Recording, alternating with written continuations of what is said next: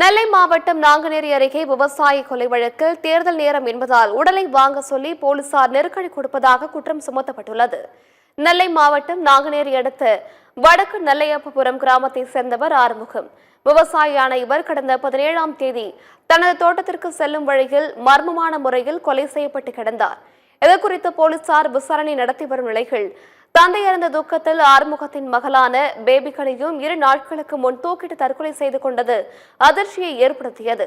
இதில் பேபிகனி எழுதி வைத்த கடிதத்தின் அடிப்படையில் அவரை தற்கொலைக்கு தூண்டியதாக கூறி 3 பேரை போலீசார் கைது செய்து சிறையில் அடைத்தனர். விவசாயி ஆறுமுகத்தின் கொலைக்கான நோக்கம் என்ன, கொலையாளிகள் யார் என கேள்வி எழுப்பி 2 உடல்களை வாங்க மறுப்பு தெரிவித்திருக்கும் உறவினர்கள் 9வது நாளாக போராட்டம் நடத்தி வருகின்றனர். இந்நிலையில் தேர்தல் நேரம் என்பதால் உடலை வாங்க சொல்லி போலீசார் நெருக்கடி கொடுப்பதாக குற்றம் சுமத்தப்பட்டுள்ளது. தனிப்பட்ட முறையா இல்லாட்டினா சண்டை முறைங்கிறது எங்களுக்கு தெரியல. காரணம் காவல்துறை தான் கண்டுபிடிச்சு எங்களுக்கு சொல்லணும். அவங்க இப்ப வர எங்களுக்கு சொல்லவே மாட்டேக்காங்க. கேட்டா அண்ணா பிடிச்சிட்டோம் என்ன பிடிச்சிட்டோம்னு சொல்லி கையில வைக்காங்க, பார்த்தா அவனை விட்டுட்டாங்கிறாங்க. அப்ப அதுக்கு காரணம் என்ன? அப்ப இதுக்கு அரசியல்வாதி காரணமா அல்லது காவல்துறை காரணமா? நாங்க இன்னும் கொஞ்ச நாள் தான் பொறுப்போம். கேட்டா என்னது எலெக்ஷன் சொல்றாங்க.